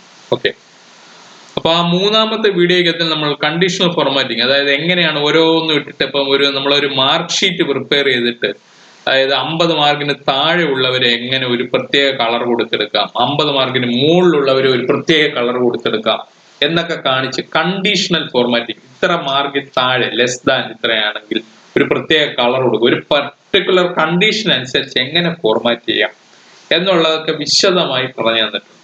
സെർച്ചിങ്, സോർട്ടിങ്, ഇതെല്ലാം പറഞ്ഞു തന്നിട്ടുണ്ട്. നിങ്ങൾ എപ്പോഴും ആ ബേസ് ക്ലാസ്സുകൾ ഒരിക്കലും മിസ്സാക്കരുത്. അത് നമ്മുടെ ബേസ് ആണ്. അത് പഠിച്ചതിന് ശേഷം, അത് പഠിച്ചാൽ മാത്രമേ നിങ്ങൾക്ക് ഈ ചോദ്യ പേപ്പറുകളിലെ സാങ്കേതിക പദങ്ങൾ മനസ്സിലാവത്തുള്ളൂ. ഓക്കെ, അപ്പൊ 38ാമത്തെ ചോദ്യത്തിന്റെ ആൻസർ എന്താണ്? കണ്ടീഷണൽ ഫോർമാറ്റിംഗ് ഏത് ടാബിലാണെന്നുള്ളതാണ്. നിങ്ങൾക്ക് ഇവിടെ ഒറ്റയടിക്ക് ഇതിന്റെ ആൻസർ എഴുതാം. എന്താന്ന് പറഞ്ഞാൽ ആക്സിസ് അല്ല, ലെജൻഡ് അല്ല, ടൈറ്റിൽ അല്ല. ഇത് 3 ഏതുമായിട്ട് ബന്ധപ്പെട്ടാണ്? ചാർട്ടുമായിട്ട് ബന്ധപ്പെട്ട. അപ്പോ ആൻസർ ഏതാണ്? സ്റ്റൈൽസ് ആണ്. ഇനി നമുക്ക് വേഡിലോട്ട് പോകാം, അല്ലെങ്കിൽ എക്സലിലോട്ട് പോകാം. ഓക്കെ, ഇവിടെ ഹോമിൽ ഡേറ്റ, ഇവിടെ ഹോമിൽ സ്റ്റൈൽസ്, ഹോം മെനുവിൽ സ്റ്റൈൽസ് എന്ന് പറയുന്ന ഈ ഭാഗം, ഇവിടെയാണ് നമുക്ക് കണ്ടീഷണൽ ഫോർമാറ്റ്. ഓക്കെ, കണ്ടല്ലോ, ഹോം മെനു, സ്റ്റൈൽസ്, സ്റ്റൈൽസിനകത്ത് കണ്ടീഷണൽ ഫോർമാറ്റ്. ഓക്കെ, അപ്പോൾ ഓർമ്മ കിട്ടിയെന്ന് വിചാരിക്കുന്നു. പഴയ ക്ലാസ്സുകൾ ഒന്നും കൂടെ റിവൈൻഡ് ചെയ്ത് നോക്കുക, കണ്ടീഷണൽ ഫോർമാറ്റിംഗ് ഒക്കെ മനസ്സിലാവും.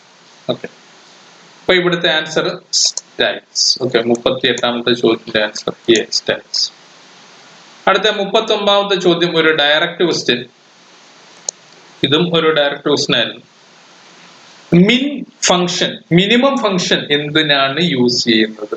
ഓക്കെ, മിനിമം, മാക്സിമം ഒക്കെ നമ്മൾ പറഞ്ഞതാണ്. ടൈമിന്റെ ഫംഗ്ഷനുകൾ, കുറെ ഫംഗ്ഷനുകൾ ഞാൻ തിയറി ക്ലാസ്സിൽ പറഞ്ഞിട്ടുണ്ട്. ആ ഫംഗ്ഷനുകൾ വളരെ ഇമ്പോർട്ടന്റ് ആയിട്ടുള്ള ഫംഗ്ഷനുകളാണ്. ഓക്കെ, അപ്പൊ മിൻ എന്നുള്ളത് കൊണ്ട് ഈ ഫംഗ്ഷന്റെ ഉപയോഗം എന്താണ്? മിൻ എന്ന് പറഞ്ഞു കഴിഞ്ഞാൽ എന്താണ്? നമുക്കറിയാവുന്ന സംഭവം തന്നെയാണ്. മിൻ എന്ന് പറഞ്ഞാൽ finding the minimum value. Minimising the numerical value അല്ല, finding the minimum value. A set of values കൊടുത്തിട്ട് അതിനകത്ത് നിന്ന് മിനിമം കണ്ടുപിടിക്കുന്നത്. സെറ്റ് ഓഫ് വാല്യൂസിനകത്ത് നിന്ന് മാക്സിമം കണ്ടുപിടിക്കാൻ ഉപയോഗിക്കുന്നതാണ് മാക്സ് ഫംഗ്ഷൻ. ആവറേജും അതുപോലെ തന്നെ. ഓക്കെ, അപ്പോ അത് ക്ലിയർ ആണല്ലോ. എ ആണ് ആൻസർ. അടുത്ത 40ാമത്തെ question, which function will you use to return the current date and time format. Date function ഞാൻ കുറെ പറഞ്ഞിട്ടുണ്ട്, ആഡ് ചെയ്യുന്നു, സബ്ട്രാക്ട് ചെയ്യുന്നു ഒക്കെ പറഞ്ഞിട്ടുണ്ട്. അപ്പോ ഇത് എന്താണ്? Current date and time in Excel. അവിടെ ഞാൻ പറഞ്ഞ സമയത്ത് പ്രത്യേകം പറഞ്ഞായിരുന്നു ഇത് ഓരോന്നിന്റെ വ്യത്യാസം. അതാ ഇവിടെ ഈക്വൽ ടു ടുഡേ എന്നടിച്ചാല് ഇന്നത്തെ ഡേറ്റ് മാത്രമേ വരുള്ളൂ. ഓക്കെ, ഈക്വൽ ടു ടുഡേ എന്നടിച്ചാൽ ഇന്നത്തെ ഡേറ്റ് വരും. ഇനി അവിടെ ഈക്വൽ ടു നൗ എന്നടിച്ചു കഴിഞ്ഞാൽ ഇപ്പോഴത്തെ ഡേറ്റ് മാത്രമല്ല എന്നും കൂടെ വരും, സമയവും കൂടെ വരും. ഓക്കെ, അപ്പൊ ഇതാണ് ഇവിടെ ചോദിച്ചിരിക്കുന്നത്. ടുഡേ എന്നടിച്ചു കഴിഞ്ഞാൽ ഡേറ്റ് മാത്രം വരും, നൗ എന്നടിച്ചു കഴിഞ്ഞാൽ ഇപ്പോഴത്തെ സമയവും കൂടെ വരും. ഓക്കെ, നേരത്തെയും കാണിച്ചു തന്നിട്ടുള്ളതാണ്. ഓക്കെ, അപ്പോ നമ്മുടെ ഫംഗ്ഷൻ നമ്മളോട് ചോദിച്ചിരിക്കുന്നത് ടുഡേ അല്ല ചോദിച്ചേക്കുന്നത്, ഡേറ്റും സമയവുമാണ് ചോദിച്ചിരിക്കുന്നത്. അതുകൊണ്ട് ഓക്കെ, ടൈം എന്ന് പറഞ്ഞ് തെറ്റിപ്പോരുത്. കറണ്ട് ടൈം കിടപ്പുണ്ട്, കറണ്ട് ഒക്കെ കിടപ്പുണ്ട്. പക്ഷെ തെറ്റിക്കാനായിട്ട് 3 ചോദ്യം സമയവുമായി ബന്ധപ്പെട്ട് തന്നിട്ടുണ്ട്. അതല്ല, നൗ എന്നുള്ളതാണ് ശരിയായിട്ടുള്ള ആൻസർ. അടുത്ത നമുക്ക് 40ാമത്തെ ചോദ്യത്തിന്റെ ആൻസർ ഡി ആയിരുന്നു. ഓക്കെ, 41ാമത്തെ ചോദ്യത്തിലേക്ക് പോകാം. A formula is an expression which operates on values in the range of cells in a worksheet. നമ്മളോട് കുറെ കാര്യമൊക്കെ കഥയൊക്കെ പറഞ്ഞിട്ടാണ് ചോദ്യം ചോദിക്കാൻ പോകുന്നത്. All formulas in Excel 2007 worksheet starts with. അതാണ് സ്ഥിരമായി ചോദിച്ചുകൊണ്ടിരിക്കുന്ന ചോദ്യം. അപ്പോ ആരെങ്കിലും എഴുതാതിരിക്കട്ടെ എന്ന് വിചാരിച്ച ഒരു ചോദ്യം കൂടെ അതിന്റെ കൂടെ, ഒരു സംഭവം കൂടെ അതിന്റെ കൂടെ പറഞ്ഞു. എന്താണ് ഫോർമുല എന്താണെന്നും കൂടെ പറഞ്ഞു വെച്ചേ. Formula is an expression which operates on values in range of cells in a worksheet. അതാണ് ഫോർമുലയുടെ ഡെഫിനിഷൻ. ഇനി എന്താണ് പറയുന്നത്? എല്ലാ ഫോർമുലയും എവിടെയാണ് തുടങ്ങുന്നത്? നമ്മൾ നേരത്തെ ഈ ഒരു സ്ഥിരം ക്വസ്റ്റ്യൻ ആണ്, PSC ചോദ്യ പേപ്പറുകളിലെ സ്ഥിരമായിട്ടുള്ള ചോദ്യമാണ്. Equal to. ഓക്കെ, ഇത് തെറ്റിച്ചാൽ പിന്നെ നമ്മുടെ കാര്യം തന്നെ പ്രശ്നത്തിലാണ്. കാരണം ഇത്രയും സിമ്പിൾ ആയിട്ടുള്ള ചോദ്യം. ഓക്കെ, ഈക്വൽ ടു പിന്നെ എന്താണ് F5 F7. Okay, F5 F7 സ്ഥിരം ചോദിക്കുന്ന സാധനങ്ങളാണ്. F5 F7 equal to. Okay, നിങ്ങൾ ഓർത്തിരുന്നോളൂ. അപ്പൊ ഇതിന്റെ ആൻസർ ഏതാണ്? Equal to. 41ാമത്തെ ചോദ്യത്തിന്റെ ആൻസർ ഡി. അടുത്ത ചോദ്യമാണ് ഇതുവരെ കണ്ടിട്ടില്ലാത്ത ഒരു ചോദ്യം. ഓക്കെ, ഈ ഒരു ചോദ്യം എഞ്ചിനീയറിംഗ് ഫംഗ്ഷൻ ഏതാണ്? Which of the following is not an engineering function in MS Excel. താഴെ തന്നിരിക്കുന്നതിൽ കുറെ എഞ്ചിനീയറിംഗ് ഫംഗ്ഷൻ ആണ്. ഏതാണ് എഞ്ചിനീയറിംഗ് ഫംഗ്ഷൻ അല്ലാത്തത്? ഈ ഐം റിയൽ, ഇമേജ് റിയൽ എന്നുള്ളതാണ് ഇമാജിനറി റിയൽ, കോംപ്ലക്സ് ഇമാജിനറി, ഇതെല്ലാം നമ്മൾ എഞ്ചിനീയറിംഗ് ഫംഗ്ഷൻ ആയിട്ട് ഉപയോഗിക്കുന്നതാണ്. അപ്പൊ അങ്ങനെ അല്ലാത്തൊരു സംഭവം ക്യൂബ് സെറ്റ് എന്ന് പറഞ്ഞൊരു ഫംഗ്ഷനാണ്. സാധാരണയായിട്ട് ഉപയോഗിച്ച് കണ്ടിട്ടില്ലാത്തൊരു ഫംഗ്ഷനാണ്. അപ്പൊ ഇതൊന്നും പഠിച്ചോളൂ. എഞ്ചിനീയറിംഗ് ഫംഗ്ഷൻ അല്ല, ബാക്കിയുള്ളതൊക്കെ എഞ്ചിനീയറിംഗ് ഫംഗ്ഷൻ ആണ് എന്നുള്ളത് പഠിച്ചോളൂ. Real numbers, complex numbers, imaginary numbers എന്നൊക്കെ പഠിച്ചിട്ടുള്ളവർക്ക്, അതായത് +2 ലെവൽ മാത്തമാറ്റിക്സ് പഠിച്ചവർക്ക് ഈ കാര്യങ്ങൾ പെട്ടെന്ന് അറിയാൻ പറ്റും. അല്ലാത്തവർ മനസ്സിലാക്കുക, ഇത് എഞ്ചിനീയറിംഗ് ഫംഗ്ഷന് ആണ് ഈ 3 വരാത്തത് ക്യൂബ് സെറ്റ് എന്ന് പറയുന്നതാണ്.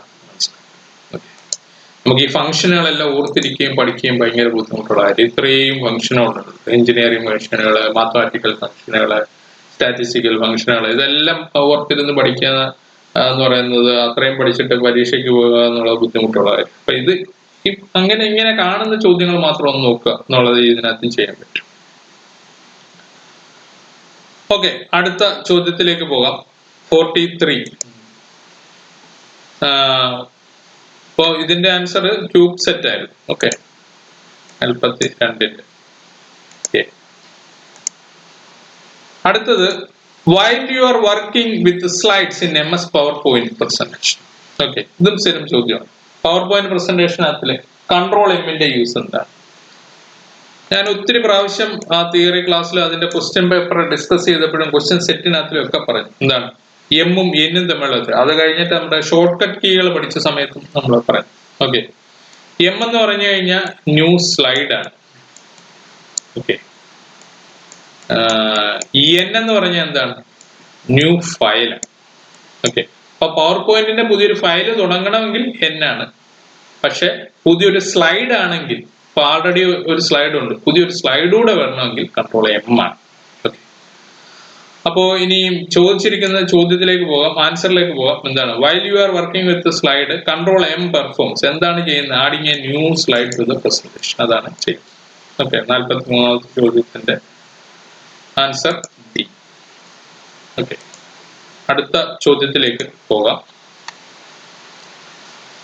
അടുത്ത ഒരു സ്റ്റേറ്റ്മെന്റ് ടൈപ്പ് ക്വസ്റ്റ്യൻ ആണ്.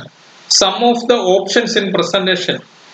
ഞാൻ അവിടെ പറഞ്ഞു ഏകദേശം കുറച്ച് ചോദ്യങ്ങളെ ഉള്ളൂ, പക്ഷെ ആ ചോദ്യങ്ങളെല്ലാം ഇമ്പോർട്ടന്റ് ആണ് പവർ പോയിന്റുമായിട്ട് ബന്ധപ്പെട്ടാണ്. അപ്പൊ തന്നെ തിയറി പറഞ്ഞപ്പോൾ ഈ വ്യൂസ് എല്ലാം കാണിച്ചാണ് പഠിപ്പിച്ചത്. ആ വ്യൂസ് എല്ലാം പ്രത്യേകമായിട്ടും ഓർത്തിരിക്കാൻ വേണമെന്ന് പറയും.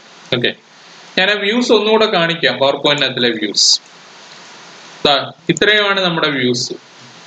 1 normal, 2 slide master, 3 notes page, slide show, slide master, hand out master, notes master. Okay, അപ്പോൾ 1, 2, 3, 4, 5, 6, 7. ഓക്കെ, ഇത്രയും വ്യൂസ് ആണ് ഇവിടെ ഉള്ളത് നമ്മുടെ പവർ പോയിന്റിനകത്ത്. Normal, slide sorter, notes page, slide show, slide master. ഇത് ഒന്ന് സ്ലൈഡ് സോർട്ടർ ആണ്, മറ്റൊന്ന് സ്ലൈഡ് മാസ്റ്റർ ആണ്. ഇതൊന്ന് സ്ലൈഡ് ഷോ ആണ്. Hand out master, notes master. Master എന്നുള്ളത് 3 എണ്ണം വരുന്നുണ്ട്. Slide master, hand out, notes. Okay, അല്ലാതെ പ്രസന്റേഷൻ വ്യൂവിനകത്ത് മൊത്തത്തിൽ 7 എണ്ണം വരുന്നുണ്ട്. വ്യൂസ് എല്ലാം വളരെ ഇമ്പോർട്ടന്റ് ആണ്. ഓക്കെ, അപ്പോ നമ്മുടെ ചോദ്യം ഇനി എന്താണ്? നോർമൽ വ്യൂ പ്രസന്റേഷൻ വ്യൂവിനകത്തുള്ളതാണ്, സ്ലൈഡ് സോർട്ടർ ഉള്ളതാണ്, നോട്ട്സ് മാസ്റ്റർ ഉള്ളതാണ്.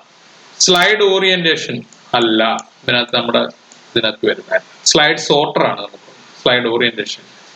അപ്പൊ 1, 2, 3 ശരിയാണ്. അപ്പൊ ആദ്യത്തെ ഓപ്ഷൻ കൊടുത്തിരിക്കുന്ന 1, 2, 3 പുള്ളി ശരി, കറക്റ്റ്. അപ്പൊ അത് തന്നെ നമുക്ക് ആൻസർ കിട്ടി. 44ാമത്തെ ചോദ്യത്തിന്റെ ആൻസർ എന്താണ്? എ. നോക്കാം, ആൻസർ കീയിലും ആൻസർ സെയിം തന്നെയാണ്. അടുത്ത ചോദ്യം, ഞാൻ പറഞ്ഞ ചോദ്യം വീണ്ടും നമ്മളിലേക്ക് എത്തുകയാണ്. ചോദ്യാർത്ഥിവ് ഒട്ടും മറന്നു പോകാതെ ചോദ്യം ചോദിച്ചിട്ടുണ്ട്. ഫംഗ്ഷൻ F5 കീ പവർ പോയിന്റിനകത്തിൽ എന്തിനാണ് ഉപയോഗിക്കുന്നത്? എന്താണ്? പവർ പോയിന്റ് ചോദിക്കുമ്പോൾ ചോദിക്കാനുള്ള ഏറ്റവും പ്രധാനപ്പെട്ട ഒരു ചോദ്യമാണ്. എന്താണ്? Start the slide show. 45ാമത്തെ ചോദ്യത്തിന്റെ answer start the slide show. Okay, അത് ക്ലിയർ ആണല്ലോ. അടുത്ത ചോദ്യത്തിലേക്ക് പോകാം. 46.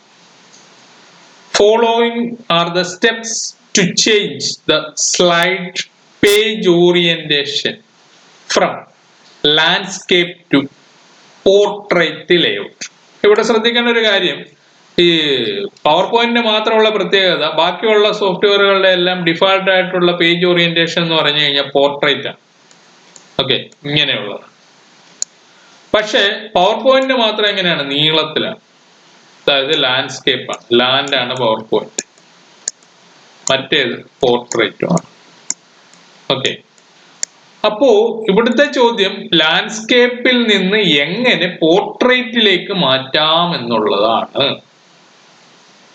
ഓക്കെ, ലാൻഡ്സ്കേപ്പിൽ നിന്ന് എങ്ങനെ പോർട്രേറ്റിലേക്ക് മാറ്റാം. ഇവിടെ കാണുന്ന ഓറിയന്റേഷൻ എന്താണ്? ലാൻഡ്സ്കേപ്പ് ആണ്.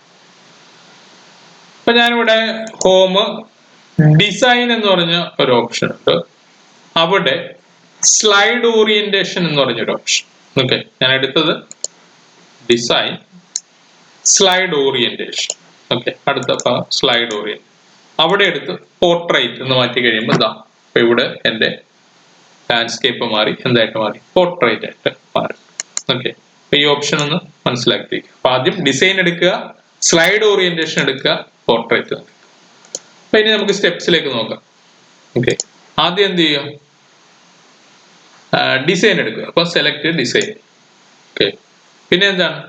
Select slide orientation. അടുത്തത് സെലക്ട് പോർട്രേറ്റ്. ഒറ്റയടിക്ക് കൊടുത്തേക്കുക. അതുകൊണ്ട് നമുക്ക് എളുപ്പമായി. Okay, 46 order 1 2 3. ഓക്കെ, നമുക്ക് ആൻസർ കീ നോക്കിക്കളയാം എന്താണ് സംഭവം എന്നുള്ളത്. 46ാമത്തെ ചോദ്യത്തിന്റെ ആൻസർ എ. എന്താണ് 1 2 3 ഓർഡർ. അത് ഡയറക്റ്റ് ആയിട്ട് അങ്ങ് പറഞ്ഞു തന്നിരിക്കുകയാണ്, എളുപ്പം. ഓക്കെ, അടുത്ത ചോദ്യം. File formats are given below. Some file formats are given below. Which one of the following is a default file extension for MS PowerPoint? 2007. Okay, 2007 എന്നാണ് ചോദിച്ചത്, അതുകൊണ്ട് തന്നെ ശ്രദ്ധിക്കുക. എല്ലാത്തിന്റെയും നമ്മുടെ ഡിഫാൾട്ട് ആയിട്ടുള്ളതിന്റെ അവസാനം 2007ന്റെ കൂടെ ഒരു എക്സ് ഉണ്ട്. ഓക്കെ, വേർഡ് ആണെങ്കിൽ എന്താണ് ഡോക് എക്സ്, എക്സൽ ആണെങ്കിൽ dot XLS X.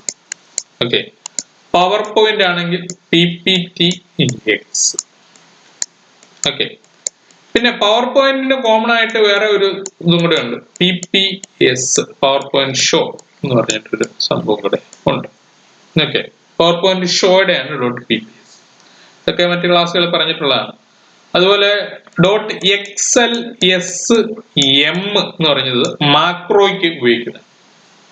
Okay, XLSM എന്ന് പറയുന്നത് XLSXM ആയാലും XLSM ആയാലും എന്തിനു വേണ്ടി ഉപയോഗിക്കുന്നത്, മാക്രോയ്ക്ക് വേണ്ടി ഉപയോഗിക്കുന്നത്. ഓക്കെ, അതൊന്ന് ഓർത്തോളൂ. ഓക്കെ, ഇവിടെ വന്ന എക്സലിനകത്ത് വന്ന സേവാസ് മാക്രോ വർക്ക് ബുക്ക്. അപ്പൊ മാക്രോ വർക്ക് ബുക്ക് ആയിട്ട് സേവ് ചെയ്യുമ്പോൾ ഉപയോഗിക്കുന്ന ഡോട്ട് XLSM ആണ്. XLSX ഇല്ല. ഓക്കെ, ഇവിടെ പറഞ്ഞപ്പോ XLSX എന്ന് പറഞ്ഞിരുന്നു, അതില്ല. Dot XLSM. ഓക്കെ, ക്ലിയർ ആണല്ലോ. അപ്പൊ അത് മാക്രോയ്ക്ക് വേണ്ടി ഉപയോഗിക്കുന്നു. ഇവിടുത്തെ നമ്മുടെ ആൻസർ PPTX എന്ന് പറയുന്നത് പവർ പോയിന്റിന് വേണ്ടി ഉപയോഗിക്കുന്ന എക്സ്റ്റൻഷൻ ആണ്. ഡയറക്റ്റ് ക്വസ്റ്റ്യൻ ആണ്.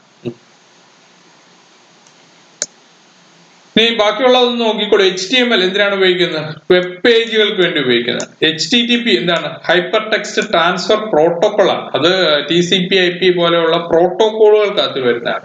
വെബ് പേജിന്റെ അഡ്രസ്സ് തുടങ്ങുന്നത് ഇതിനകത്താണ്. TXT എന്ന് പറഞ്ഞാൽ ടെക്സ്റ്റ് ഫയലുകളുടെ, നോട്ട് പാഡ് ഉപയോഗിച്ച് ടൈപ്പ് ചെയ്യുന്ന ടെക്സ്റ്റ് ഫയലുകളുടെ എക്സ്റ്റൻഷൻ. അപ്പൊ അതും കൂടെ ഒന്ന് ഓർത്തോളൂ. ഓക്കെ, അടുത്ത ചോദ്യത്തിലേക്ക് പോവാം. 48ാമത്തെ ചോദ്യം.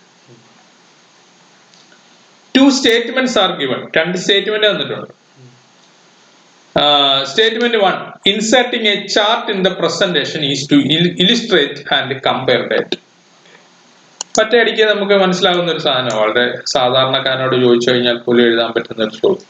പവർ പോയിന്റിനകത്ത് ചാർട്ട് ഇൻസേർട്ട് ചെയ്യുന്ന എന്തിനാണ്, ഇലിസ്ട്രേറ്റ് ചെയ്യുക, കമ്പയർ ചെയ്യുക ഡേറ്റ, അതിനാണ്. കറക്റ്റ് ആണല്ലോ. അപ്പൊ ആദ്യത്തെ ശരിയാണ്. ഓക്കെ, അടുത്തത് bar chart, column chart, pie chart, line chart, area chart, surface chart are some available charts in PowerPoint. എല്ലാം ശരിയാണ്. ഈ ചാർട്ടുകളെല്ലാം പവർ പോയിന്റിലുണ്ട്. അപ്പൊ അതുകൊണ്ട് 1ഉം 2ഉം ശരിയാണ്. അപ്പൊ answer both 1 and 2 are false. False അല്ല, തെറ്റാണ്.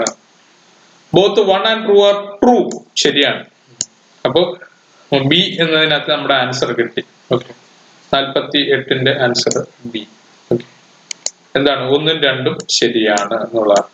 ഇവിടെ നമ്മൾ ശ്രദ്ധിക്കേണ്ട കാര്യം, നമ്മൾ ഫസ്റ്റ് ഓപ്ഷൻ നോക്കുമ്പോൾ ഞാൻ പോലും ഇങ്ങോട്ട് വന്നു കഴിഞ്ഞപ്പോൾ പെട്ടെന്ന് ടിക്കറ്റ് പോയി, കാരണം 1ഉം 2ഉം ഒന്ന് കണ്ടപ്പോൾ. ഓക്കെ, അപ്പൊ അവിടെ ഫാൾസ് എന്ന് കിടപ്പുണ്ട്, അതുകൊണ്ട് അതൊന്ന് സൂക്ഷിച്ചു വേണം ചെയ്യാൻ, അത് ചെയ്യരുത്. ഓക്കെ, അപ്പോ ബോത്ത് 1 and 2 ആർ ട്രൂ, അതാണ് ആൻസർ. അടുത്ത ചോദ്യത്തിലേക്ക് പോകാം. 49ാമത്തെ ചോദ്യം. In MS PowerPoint software, the macro is present in. PowerPoint-ൽ മാക്രോ എവിടെയാണ് പ്രസന്റ് ആയിരിക്കുന്നത്?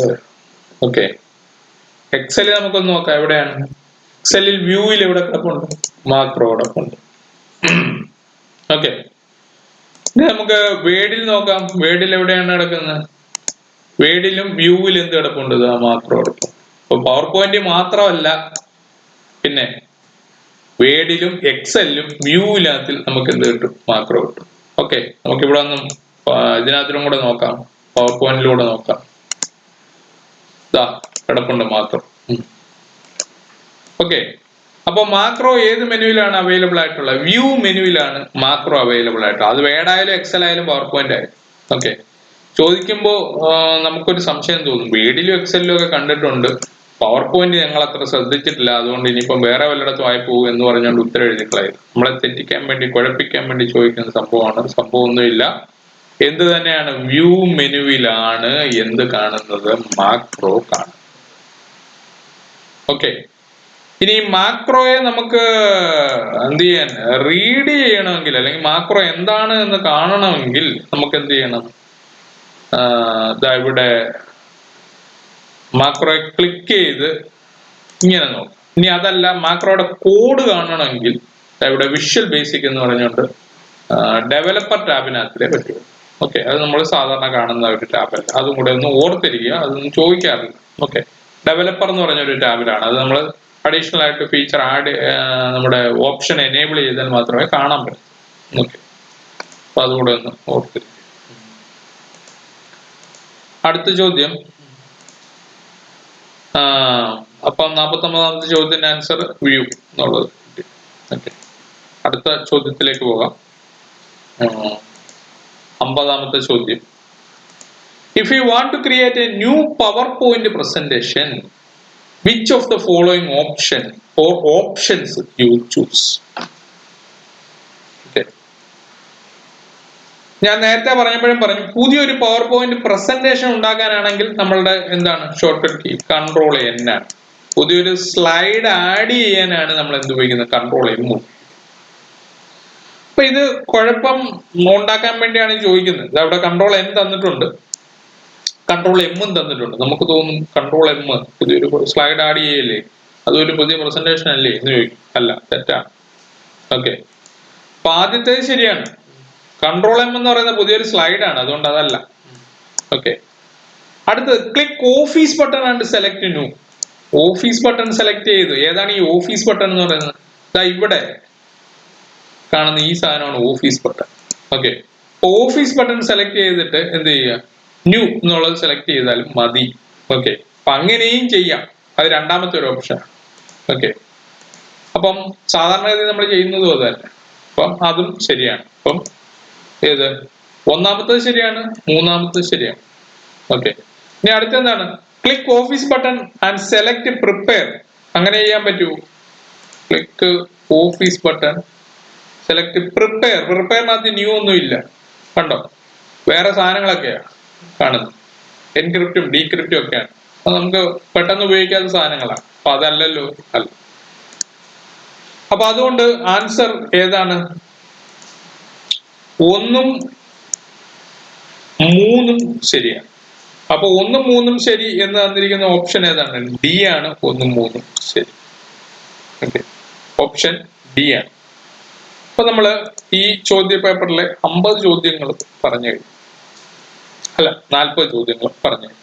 50 വരെയുള്ള ചോദ്യങ്ങൾ പറഞ്ഞു.